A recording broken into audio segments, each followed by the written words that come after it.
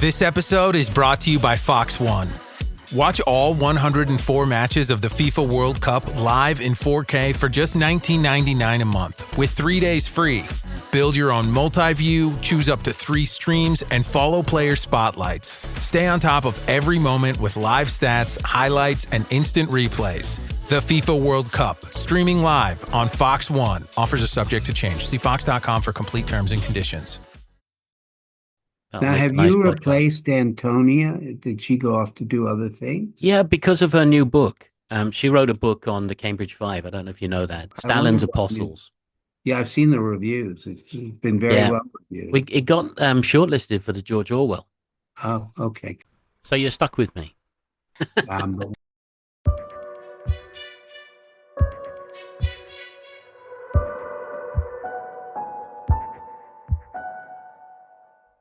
This is the Spy Masters podcast, and I'm your host, Paul Burke. Listen for all things spy-related, fact and fiction. Please rate and subscribe with your favorite podcast provider, because that helps us to bring you these interviews. And today's topic is The Interpreter's Secret, a new novel by Andrew Rosenheim, which has just been published by No Exit Press. It's a contemporary spy thriller of American politics and the current geopolitical situation. And some readers may know Andrew Rosenheim's work from the James Nesheim trilogy, set during World War II. Andrew has written other fictions, and also a memoir. He's also had an incredibly fascinating career, much of it in publishing, and that's all something we'll touch on. So let's chat to Andrew Rosenheim. Hello and welcome to Spy Masters, Andrew. Thank you. It's glad to be here. It's good to talk to you. We have met before, but this is the first time we've had a chance to talk formally about your book. And of course, the new book is The Interpreter's Secret. So I always like to start with a bit of background. It's always nice to get to know people a little bit. I mean, you're from Chicago originally, yes? Yeah. I'm from Chicago. Unlike my older brothers, I got packed off to school on the East Coast, and then I went to university there. But I came over to England shortly after that to be a student again. I thought this beats working if I can manage to sustain Keep it going. So it was Yale to Oxford. Yeah, I worked for a year in New York, but then I got a scholarship to come to Oxford. So I came and I was here for 4 years. I did 2 degrees. And then I went back to the States and got involved with a startup, which this is 1981. It was a startup, an electronic publishing, and that's a kind of strange, unknown world to most people. Yeah, would have been at the time. What we did was to acquire electronic rights to reference books, which to book publishers seemed like they were selling us the rights to count the number of angels on the head of a pin. But we saw value there. And for example, we initially acquired all of the Random House dictionaries exclusively, because we just saw nothing that could be done. And it was true that there was pretty severe limitations. Storage space, in particular, on PCs, early PCs, were confined to floppy diskettes. Less than 1% of what a laptop now can hold. Of course. So that meant we couldn't even put definitions online, but we could use the headword list to make spelling checkers, and also to make the first thesaurus that worked with a word processing package, which back then, this will date the conversation, some package called WordStar had 50 or 60% of the market, and we made a deal with them so they would carry the thesaurus. Anyway, after a couple of years, the company was sold to what was then an enormous and fast-growing mini computer company. That's the stage between mainframes and PCs. It was called Wang Labs because its founder was Dr. Wang, who was a Chinese refugee and then educated at MIT, and who had invented a form of core memory and then went on to establish a company. And the company then was the fastest growing large computer company in the world, though it eventually expired in the face of tremendous competition and the unwillingness of Wang to use the IBM operating system for PCs. So you made a It's a fatal pretty mistake damn there in the story. end. Yeah. But in any case, Wang bought the company and then sent me over to Europe to work with one other guy and tried to duplicate what we done in the States, which is to acquire an array of electronic rights to reference books. So we had relationships with OUP and Longmans here in the UK, Mm. but in France with Le Robert, a famous dictionary, in Right, yeah. Holland, Vendala, and in Germany, etc. We managed to Did they acquire see the those rights. And potential, or were they just sort of going along with it?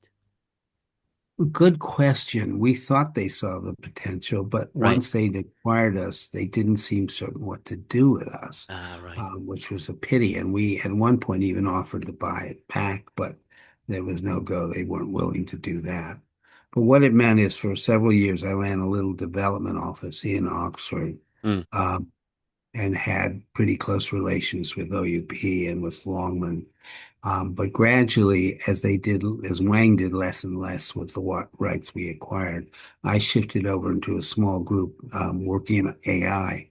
Mm. So a precursor, it was language work. And one of the reasons I was in Oxford is there's a great pool of language talent. So it made sense to be Yeah, here. of course. Yeah, yeah. But getting in that early on AI, crikey, that's something. It was early and it seemed very fanciful to a lot of people. And I certainly wouldn't have predicted this kind of boom. Although you saw applications for it, in particular, expert systems, as they were called, which helped in things ranging from finding oil and, what part of the sea Mm. to helping medical diagnosis.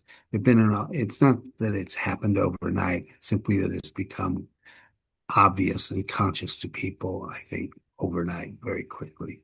But work's been going on for a long time in it. But anyway, after about 7 years, I moved over to OUP to run their electronic publishing, which was then all CD-ROM. Um, Right. But so that's it when it was, starts to take off seriously, isn't it? I think so, because it was ideal for very large databases, Mm. which the basic PC couldn't handle, even with a hard disk. You're talking 10 megabytes. Yeah, right. Um, and so the flagship of what we did was the OED, the new edition on CD-ROM. But there were other things as well, the Dictionary National Biography, the DNB, Kew Gardens, which has an enormous database of plant finds. Mm. Anything of that size suddenly seemed capable of putting on one disk. As opposed to what I had at the time, of course, which is all the books. Yeah, I mean, exactly. they're Yeah. a library reference section in their own right. Yeah, absolutely. Yeah. Yeah. Oh, So I did that, and then I moved to Penguin in '97 to run Penguin Press, which has Alan Lane as its sort of mm. flagship nonfiction publisher. But I left there in 2001 and to write full time, which I did for over 10 years. And then I went to work for Amazon running something called Singles, Right. which were digital shorts, both Yeah. fiction and nonfiction. Which, of course, And and I mean, that's changed the way people read because a lot of people now are looking for the Kindle kind of thing. There's Kindle Unlimited, yeah, but there's this also idea instead of having a book sort of once a year or once every 18 months, right. you get a shot, and then 3 months later, you can have another shot of something you Yeah, clearly like. So, yeah. you can just keep going that way and pick on your favorites, can't you? Yeah, I like to think Kindle Singles also fueled a kind of revived interest in novellas.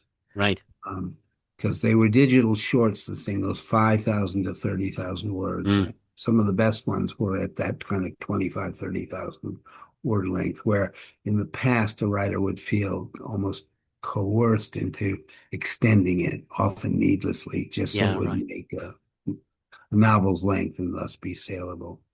And there is something about that. I don't know if you feel the same, but with novellas, it's that perfect use of words. The Yeah, stuff we expect with poetry and that you can't waste a yes, word. And with a novella, you're in the same situation, really, aren't you? It has to yes. be sort of perfect. Yeah, absolutely. So that was enjoyable. And then I did much the same at Audible, originally commissioning, new pieces that would be not audio only forever, but audio first, which was Yeah, yeah. a big step for some writers to take. So my career, such as it is, has alternated between writing and then working in publishing. Someone cynically said to me, when your books don't sell, you go back to work in a publisher. Thanks, I said. No, but it's always handy to have that other string to your bow. I think you need that kind of hinterland to bring into your work anyway, if you're a writer.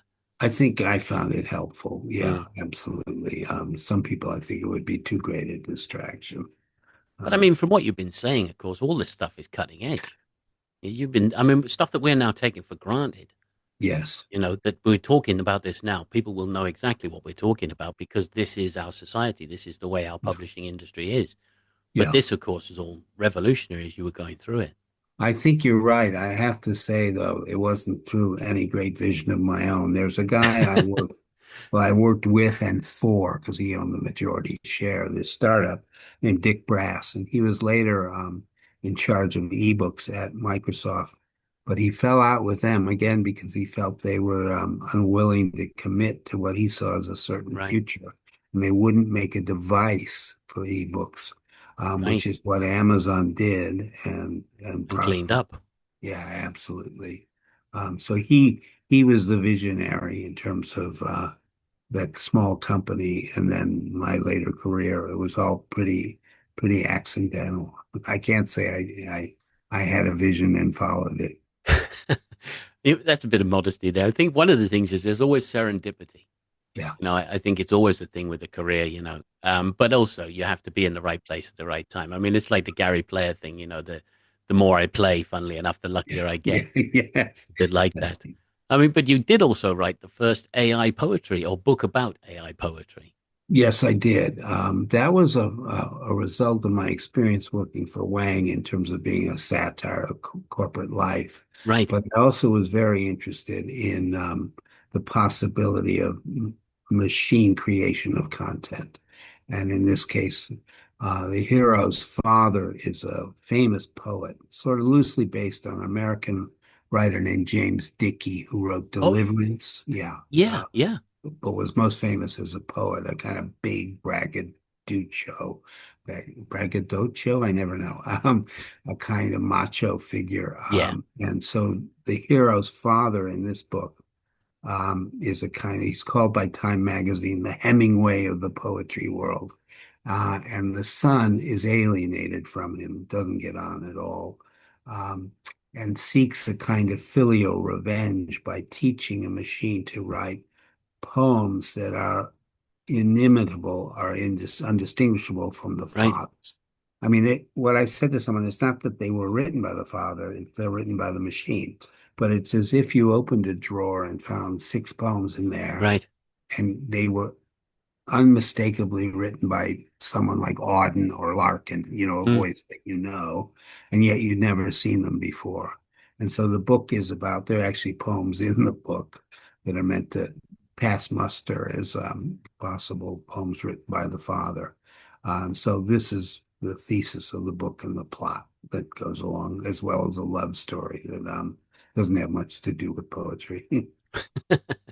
No, that's really interesting, though, and again, so early. But how do you feel now about the situation we're in with AI and all the talk that's going on around it as a creative? Not obviously it works Yeah. well in medicine and so on, but No, exactly. I'm perfectly comfortable with it in other fields. I'm less mm, so, like I think many writers, with its actual writing. And particularly now, people are starting to say, prizes, they're questioning whether the winner was right, yeah, generated by AI and mm, so on.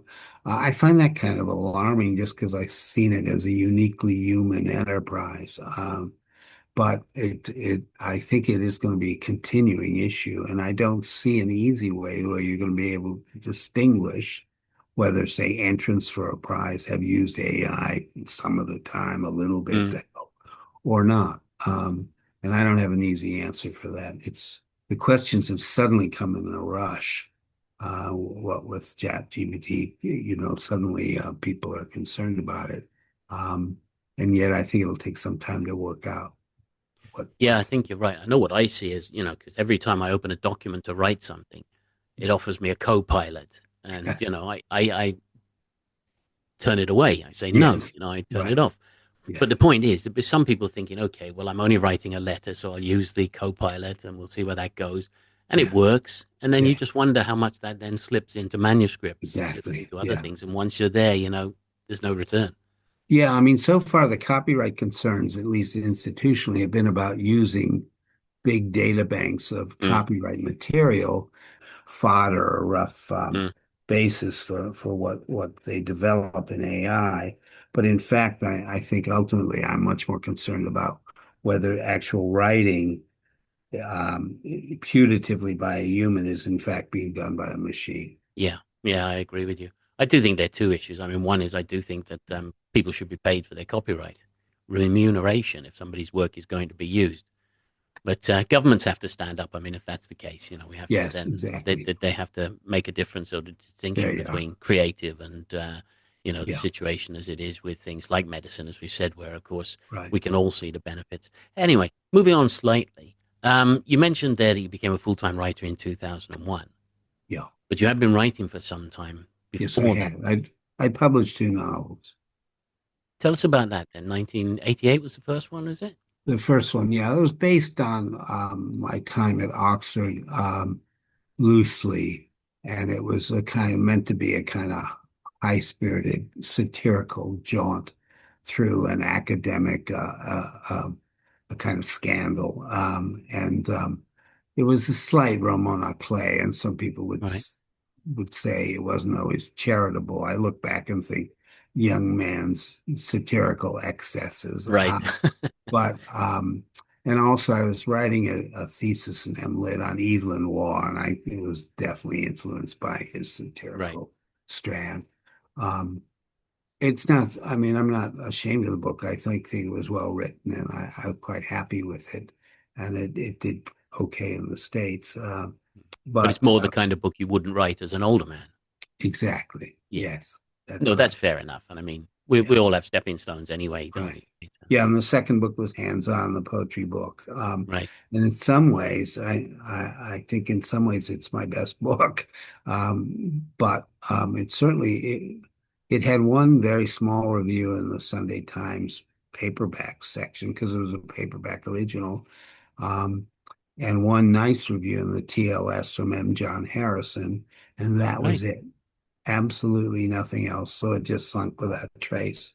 And there was a piece again in the TLS, a diary entry about it about a year ago, I think, just about that it was sort of prescient about what was going to happen in writing, but I don't think it's going to be revived by anybody, which is what I'd love. I'd love to see it in print again. That would be nice. But anyway, we've got the modern books to talk about. Just before we do, I want to talk about your memoir as well, The Secrets of Carriage H, if that's okay. I mean, it relates to the Paddington crash in 1999. Right. You were actually on the train. Yes. But the book came out, I think, is it 2014? Yes. So you were obviously processing this for a long time. But I suppose my first question would be, what was the urge? Why did you feel the need to write about that? Well, I wrote a large part of it in the months following the crash. Right. But I just... in an attempt to deal with it, in a sense. Yeah, I guess get your head around it. Yeah, I don't... writing's never, for me at least, therapeutic necessarily. Right. Or at least not consciously. I wish I could say I just switch on, any problems I have, I just write them away. It doesn't work that way for me, but I did have this strong desire to at least write down. So I wrote a much lengthier version of it and put it aside. And then, as you say, over 10 years later, I think as a function of doing Kindle singles, it seemed to me it wouldn't matter what length it was.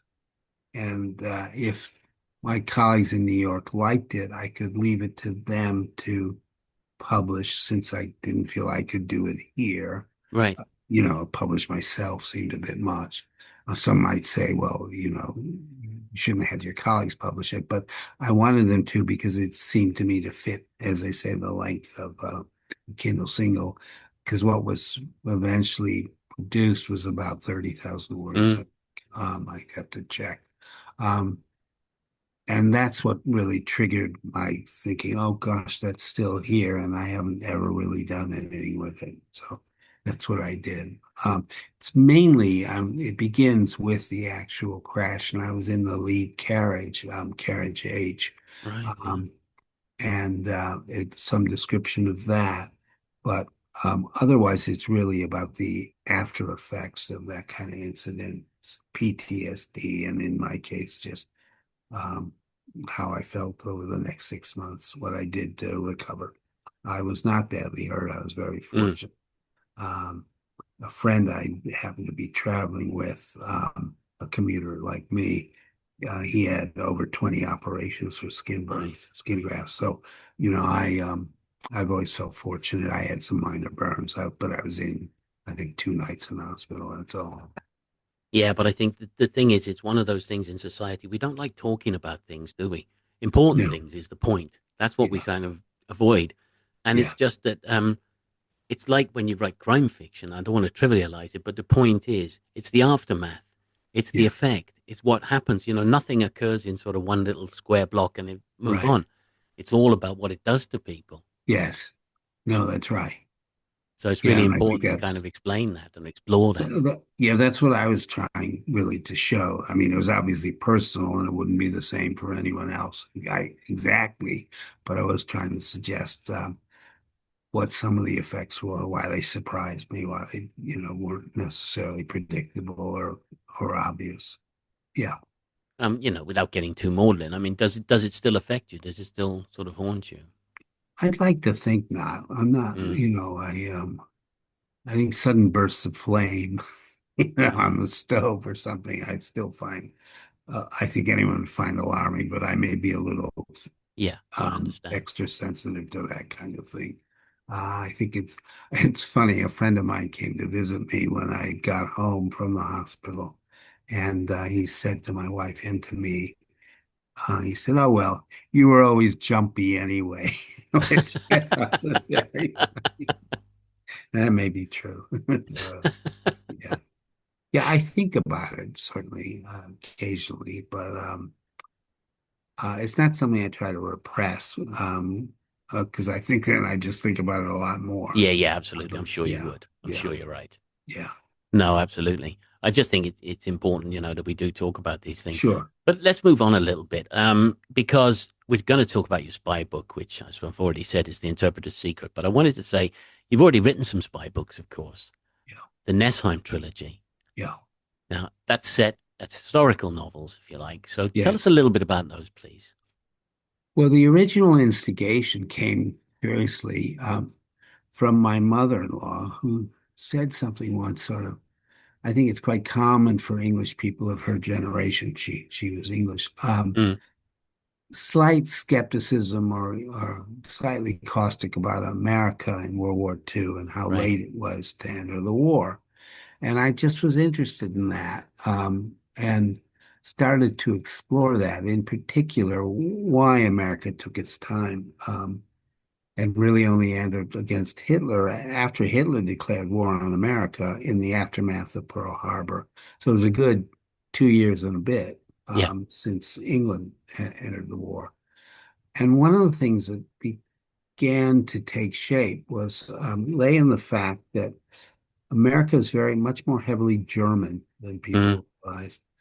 The WASP ascendancy of the East Coast, Harvard and Yale and boarding schools that supplied the kind of State Department apparatchiks at a high level, um, was very much WASP and British in descent, hmm um, disproportionately in terms of the population.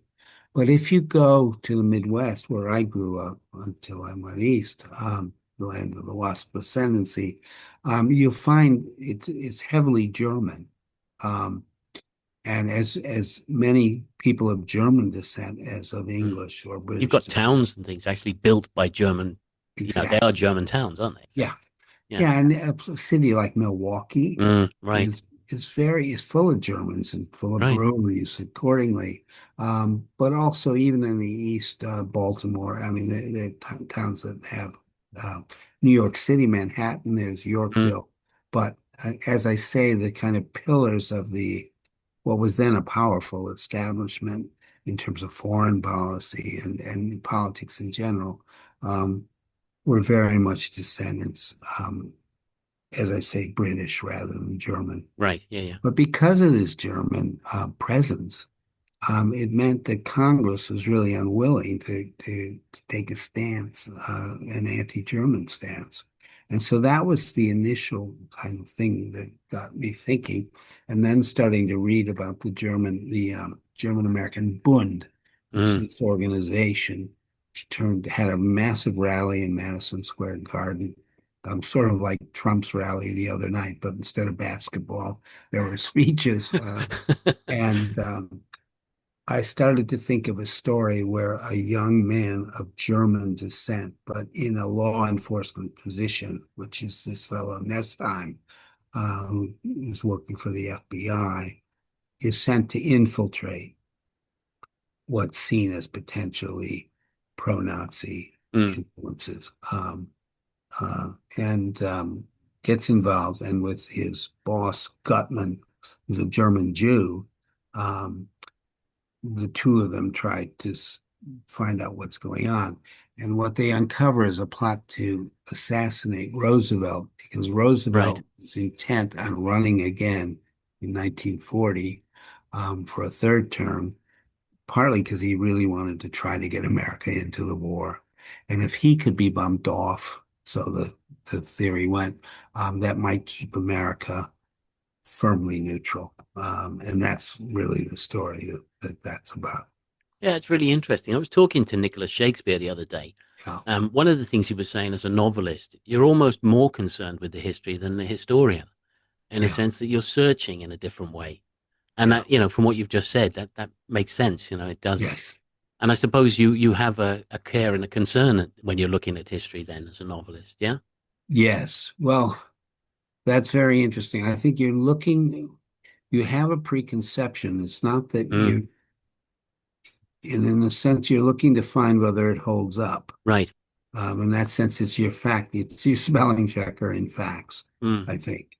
And what often happens is you find whatever your initial instinct was, actually you can't sustain it historically, but new opportunities come.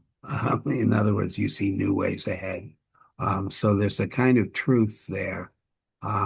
It's different from the one the historian's doing. The historian, I think, falsely is always looking for objective facts. Mm.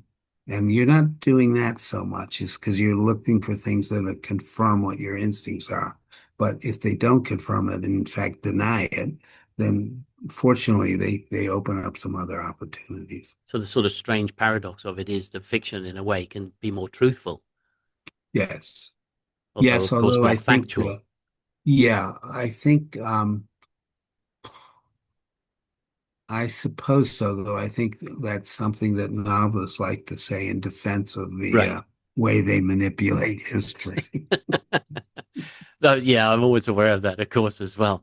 But it does always throw up these things. It's always fascinating looking at history. I mean, I was coming across something the other day, and it was talking about, the fake Iraq documents and trying to get everybody into the Iraq War. Yes, Well, Britain was doing the same thing in the Second World War, faking documents in order to convince the Americans to join the war. exactly. I have as a minor figure Bill Mm. Stevenson Right.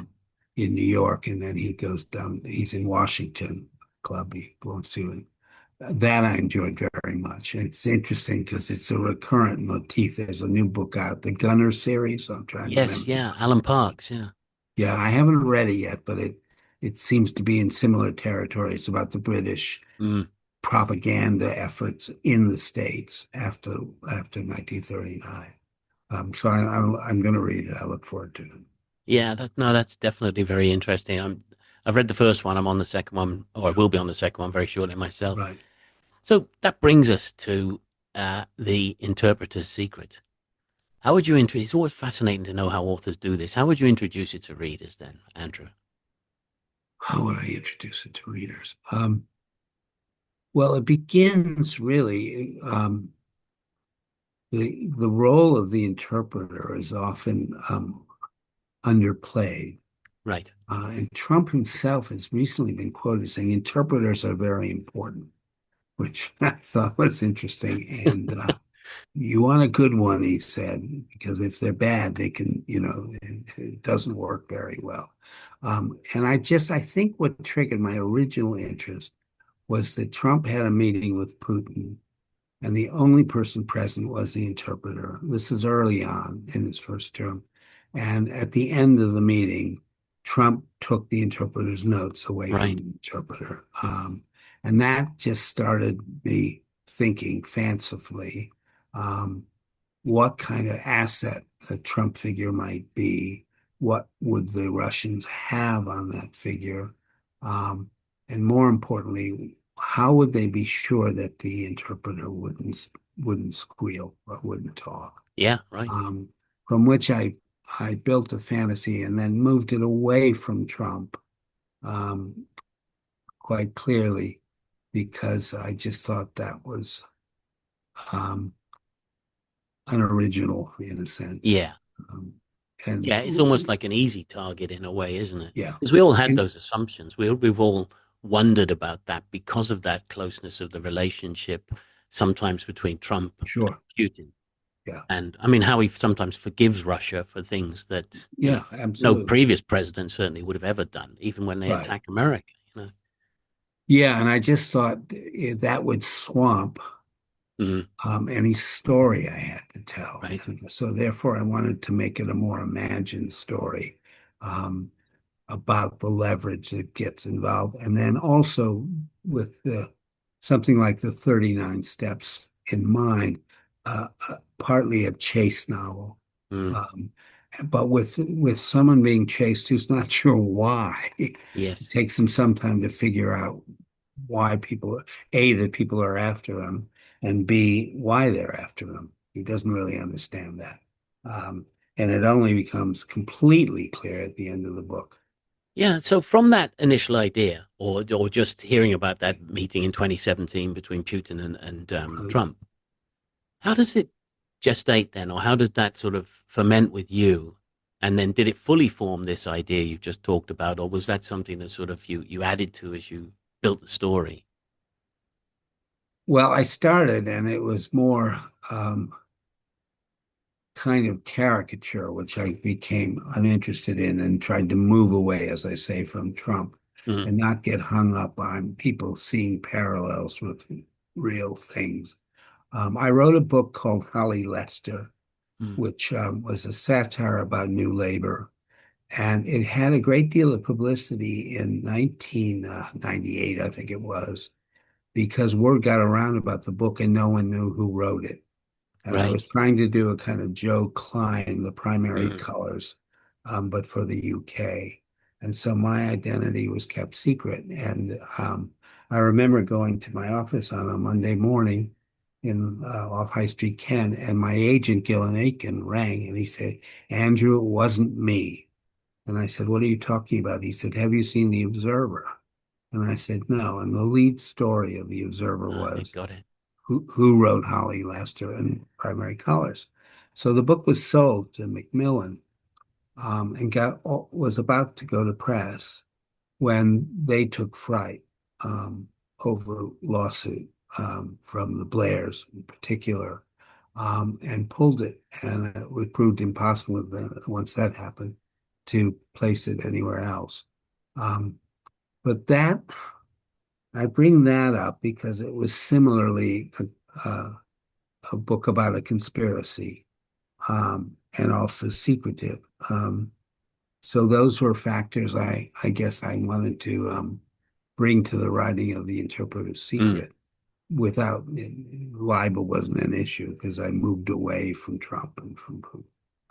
Sorry, that's a little kind of cumbersome report on. No, it makes sense though, because I think we're gonna have to talk sort of in riddles almost in a sense, because we don't Yeah, want to fill people in on the plot, but I think we can right. explore a few issues. Yeah, I mean, the first one is that Weaver is an interpreter and he works for the State Department in New yeah, York. He's about to go on holiday to the UK yeah, when he gets called in as an interpreter for the G20. yes, And that leads to this meeting between the White House chief of staff and a supposedly unknown Russian Gentleman. personage. Because the first issue for Weaver is that he recognizes the Russian. Yeah. But the whole thing then about the conversation the two men have is that they are talking in ways that he doesn't understand. Exactly. Yeah. So what's So going on? you have this coded conversation. Yes. But what's important in fairness to the reader, is eventually it has to be explained. Mm. I mean, otherwise it'd be a very frustrating story.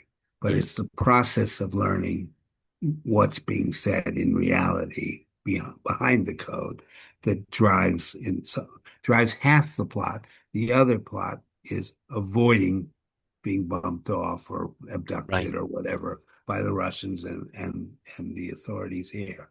Yeah. Yeah. And of course, he's made two mistakes in one sense. He doesn't know what the two men are talking about, but he's Right. got a sense that there's blackmail involved, that there's Yeah. something devious going on. Yes. And of course, they threaten him and all sorts afterwards. But it turns out he's accidentally managed to record this meeting. Yes.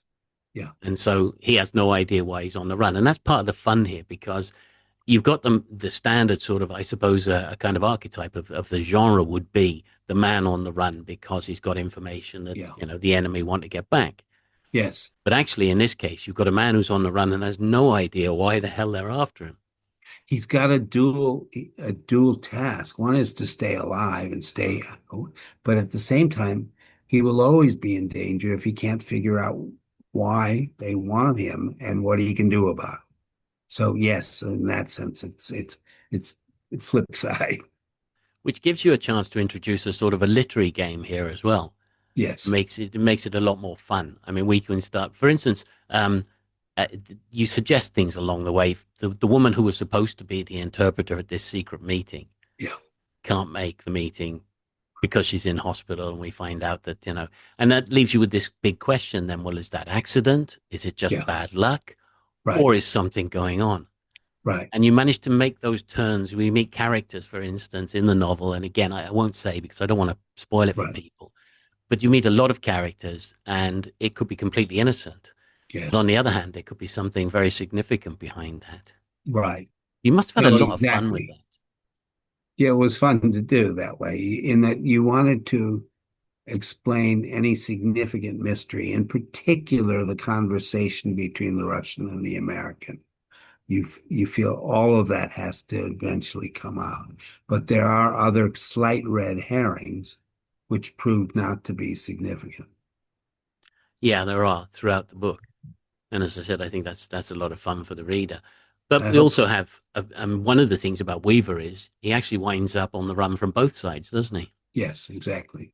Yeah, and an erstwhile colleague of his father, because his father works in the FBI in San Francisco, enters the picture. And again, it's unclear what his motivation is. Mm, And in the same way, a young woman, this right. Lily Churchill, um, that relationship's kind of key because he's not ultimately certain. And Yeah, to cut in there, I think there are twists and red herrings related to that relationship and what's going on generally. But we'll leave it at that.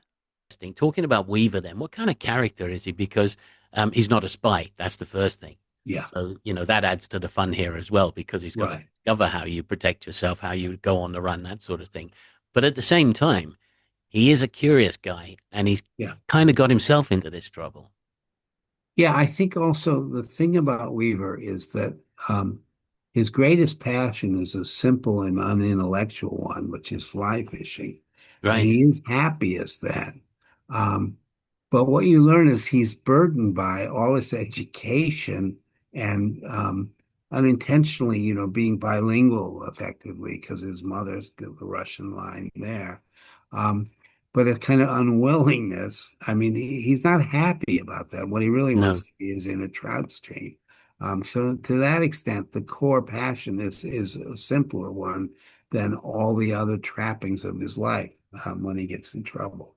Yeah, because he actually leaves Stockholm, where the G20 conference has been, in the expectation of going to England to do exactly that, do some fly Yeah, fishing with his friend in the country. exactly. But there he does meet a character called Lily Churchill, who we've already talked Yeah, about a little bit. right. And Lily's a sort of enigma, isn't she? Yeah, absolutely. And it's fairly straightforward in that the more he gets to know her, the more we learn about her. Um, but as I say, you may be waiting for a twist at the end involving Lily.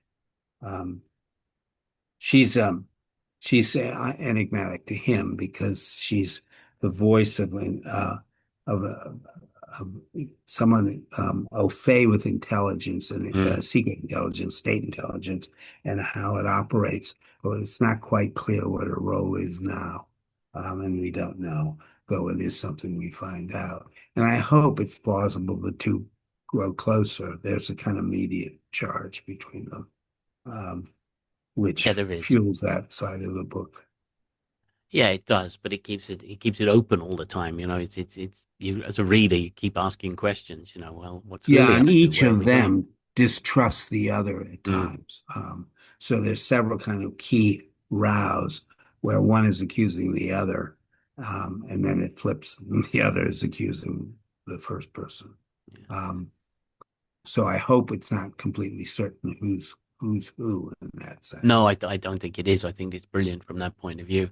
One of the things as well, and again, we really won't say here because I don't want people to be told what the issue is, what this Sure. all leads to. But Right. let's say it is something that is very relevant to the modern world, and the issue of the presidency. I mean, you come back to issues that when people get told what's happening, it will ring a bell, if you see what I mean. And I'm trying to be obscure now, not Yeah. explain, but it does get back to a really relevant zeitgeist issue, if you like. Yes. No, that's right. And in particular, the unilateral powers of the president, which in practice are restrained by convention Mm. in the same way that here in the UK, because you have an unwritten constitution, there's just what Peter Hennessy's called the good chap theory, meaning Yes, that, yeah, people won't push on unwritten, but a sense of rules, won't push the envelope because it's just not done, or the whole thing starts to fall apart. And one of the things we see with this administration is when there's simply no concern and you push the envelope whichever way you want, and there's nothing really always to stop you.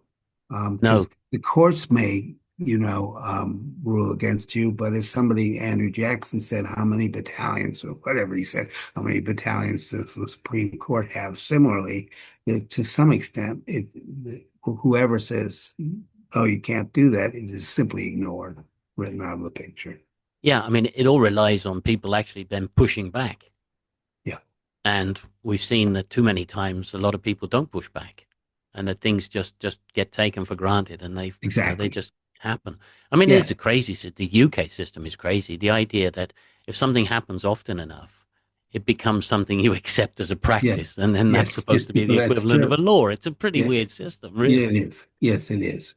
But one that's survived, I think that's one of the worries now about a greater sense of extremism in the Mm. politics of the country, because there'll be less observance of convention. Was it different writing a contemporary spy thriller? Yes, because one remark I had from one reader, Francis Ween, said to me what he liked about it was that it had the kind of classic tropes of something like the 39 Hmm. Steps, man on the run, love interest who helps him, but it was going through a digital tunnel. Yes, It exactly. was modern methods of surveillance, Yes, modern dangers, drones, and so because a on. lot of people run away from that. They deliberately write books 40 years ago in order to avoid all that, the I drones, the understand. technology. Yeah, I was happy to do that because it was usually from the point of view of my hero, um, and therefore he's not particularly highly tech No, trained. no. So in that sense, it comes as news to him and can be explained both to him as he begins to understand it, but also to the reader. Lily, on the other hand, is au fait, and so she'll say, "Oh, don't you understand? Here's how they knew where you were, etc." So that was fun to do in that sense. Introduce a kind of a modern contemporary varnish over proceedings that have been used in adventure stories, detective stories for years and years. Yeah, you mentioned the cat and mouse, and it is a cat and mouse chase, but at the same time, I would say more it's the smoke and mirrors of the classic spy Yeah, novel that are the right. thing. You just don't know whether something's real or not real, whether it's Yes, significant or not significant, whether it's dangerous or not dangerous. exactly. And I think that's the more classic sort of side of the realist literary, if you like, spy novel Right. that makes this a more fascinating read, I think. Oh, well, I hope so. Thanks. We'll see. Yeah. But did you enjoy it then to the extent that you might go back or do a similar thing, stay with the modern story? Well, I had one friend who just thought that he liked the interplay between the hero and Lily Churchill Mm, um, very much, and so suggested could they not reappear? And I hadn't really thought of that, but I did enjoy writing about them. But right. I think I'd want it to be set in England if I did, and I'm not sure it would work. But I did like writing about contemporary, yes. I mean, I really liked writing the Nessam trilogy very much, and I think each book is quite different from Mm, the others, partly in setting, but yeah, also that's in true. just what's happened in the world. And I enjoyed the research for those books very much. Um, this book, there's where the heaviest amount of research, other than neighborhoods in Stockholm, Right. required was about the world of interpreters and Mm, translators, the difference between them, and just to make that as plausible as possible. And not simply facts of what they get paid, where they might travel, what languages, um, but little things like recalling somebody saying, you should be a part of the furniture. The interpreter should never have any kind of presence. The two people talking should almost mm, feel that interpreters not there. There's little things about both the ambiance and conventions of the job. The fact there's this dining club they meet once at the beginning of these big conferences, that right. Yeah. kind of thing. Because we see this in Try the to book. give flavor to what life's like as an interpreter. The fact that large parts of it are boring and are about, he has to cover Italian, so Italy, it might be grain yields and Yes. Perugia or Not the stuff that whatever. lights up your eyes. No. Yeah, exactly. But it is interesting, though, because you mentioned it there. There's a difference between a translator and an interpreter. Yeah, yeah. And maybe you should explain that a little bit for Well, people just the to kind of get that interpreter sense. is in a meeting between the two, and particularly, it's very important they do it they do it as quickly. They can follow conversation thing. A translator, as it suggests, is usually dealing with written work. Hmm. Can be oral, but it be taped, things you transcribe into a different language. And so there's like a, a small but appreciable difference between Yeah. the two.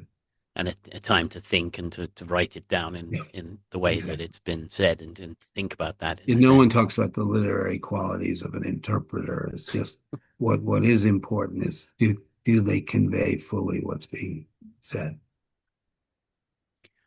And so you got the launch of the book coming up. Are you working on another book at the moment? I am, but it's a kind of autofiction book. All right.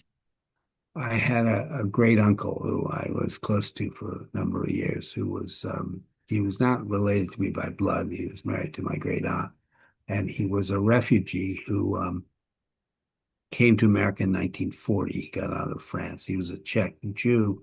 He was a remarkable character. He fought in World War I as part of the very first flame-throwing brigades, Right. Right. which is pretty ghastly. I think he was Mm. in the Austrian army. This is That before is one the of the most scary things I think you ever see, well, when you see that particularly in war. early on when the machinery didn't work, Right. you were in as much danger There's the person you're aiming at. using it Right. as being turned on you. But he became a very well-known gold bug, a great advocate for gold. He was a kind of financial consultant who published you would buy his reports, which are monthly, because it would give you this in a pre-Google and pre-Newswire Mm. almost age, and it would give you a very good sense of what the value, the real value of a currency was in, say, Bangkok, in terms of Right. buying Yeah, yeah. silks. Yeah. But he was kind of a monster, as the book makes clear, and so I'm writing about that. One of those great American moguls. Yeah, exactly. But very foreign, very fierce, very arrogant, but also very funny at times. And he'd had a rough time. He got out in time, but he lost a lot of his family. Right. So it's about that, and then it's about the fact that I'm a half breed. I've got my father's family were German Jews who came over in the 19th century to America, but my mother's family came over in 1620, 1621. Oh, right. Yeah, they're very much they're they convene in Woodstock, Vermont. They all live there, and so it's about growing up with these two very different strands of parents. Yeah, it does sound fascinating, though. I Well, can we'll see. see. Yeah, well, Yeah, I no, but hope I so. mean that the material itself is just so fascinating, isn't it? I mean, sometimes, every time, in fact, I think when you look back into your family past, there's always something that that is surprising or comes from an angle you didn't expect, and No, that's true. I suppose there's a little duty on us as well to kind of keep some of these stories alive, because otherwise they just die, don't they? They just vanish. They do. Yeah, exactly. Yeah. All No, right, I one think last so. question, Andrew. Sure. How about something you'd recommend? And I really don't mind if it's a book or a film. It doesn't have to be crime or anything like that. Spy, just something maybe recently you've enjoyed. Oh, golly. I read a lot of thrillers because, Right? like Of you, course you do. for roundups, but James Wolfe, I think, is really Right. terrific spy writer. There are a lot of spy writers now. There seems to be a lot of interest. And there are a lot of former spies writing. Somebody pointed out that the ex-CIA writers are happy to talk to talk about it in a way that James Wolfe, I think that's not his real name, and I don't think No, it's not. yeah, and he can't talk about it. I think they're much stricter here. Um, but I really enjoyed his books, and I think he's really of a high caliber. Yeah, that's one you reviewed for The Spectator, isn't it? Yeah, I did. Yeah. Yeah, I think it's excellent. Why do you think there is that then? Because I agree with you. I think it's a great book. Yeah, It's Gods and Other Spies, isn't it? yeah, I think it is a great book. It's a great read. And there are a lot of them about now. I yeah. mean, right behind me in this room, I could pick up a whole handful of books, that have just been published in the last couple of days they're on the Right. same sort of themes. Why do you think there is that interest in spies at the moment? Do you think it is the uncertainty in the world? It's a very good question. I'm not sure there's an obvious answer. Mm, Sometimes you wonder, well, just there's a bigger supply, and there are all these ex-agents writing sometimes very well, Barry. And, yeah, I mean, the Americans are very good, too, mm, McCloskey. Um, so that's it to some extent. I think the absence of Le Carré, the fields opened up a bit, although Nick Harkaway's version I thought was very good. it was very good, yeah. Yeah, I really enjoyed it, and it was a wonderful job of mimicry too. That it could have been written by his father, I felt. Mm. Um, Do you think Le Carré is the gold standard? He is a literary writer and he is for me, mm, although really only the circus and the spy novels mm, are to me they're the outstanding ones. I've read the others. I don't think any is quite as good. mm, He did create a wonderful world. It's just kind of enchanting um, in the Smiley books, or even lack of Smiley books, but the circus in that organization. Yeah, I think what it is the caliber of the writing is very high. And mm. in general, people don't comment, reviewers rarely comment on the quality of the prose, but it's very high. And it's one of the reasons why many of his books are actually very slow at the start, and yet easy to read. in that. So you often don't know until halfway through what the core dilemma is, Right. what the core plot. But I find that's okay because the characterization is so good and the writing's of a high caliber. Yeah. I don't know. I wanted to ask you that back. Well, But I kind of think, one of the things that's a bit odd, you mentioned the other novels, and if you think of something like The Naive and Sentimental Lover, which was attacked at the time, it really was panned.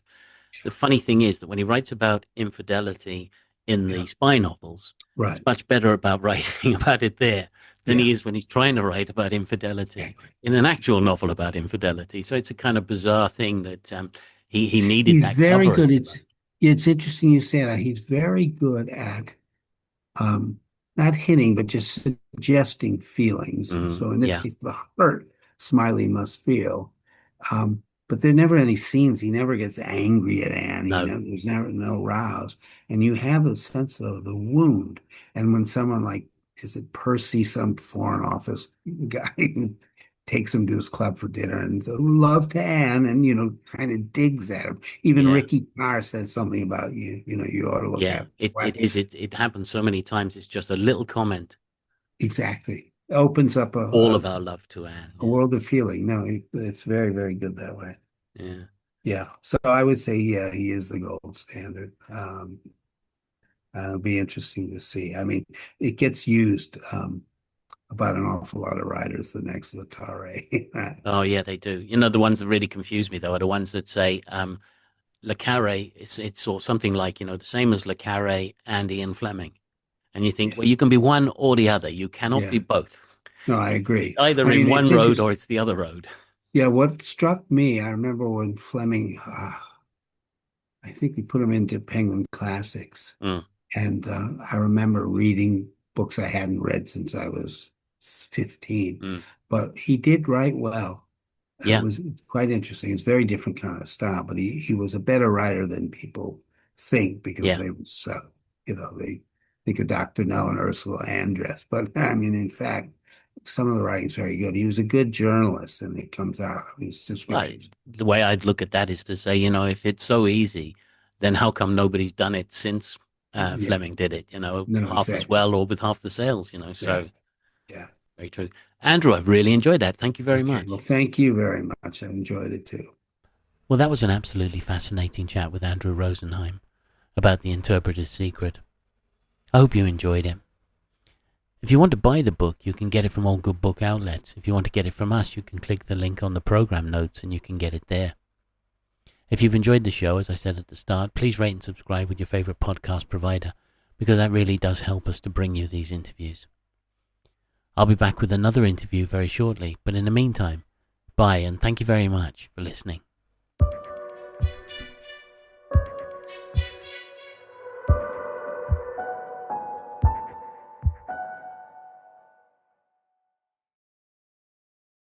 This episode is brought to you by Google Health. Stop chasing someone else's definition of health. What matters is what's healthy for you. Google Health offers a new kind of coach built with Gemini for effortless tracking, sleep insights, and holistic coaching tailored to you. Visit googlestore.com to learn more and start a new relationship with your health. Requires Google account, Google Health app, internet, and Google Health Premium subscription. Features subject to change. Availability and results vary. Not intended for medical purposes. Works independently of Gemini apps. Check responses for accuracy.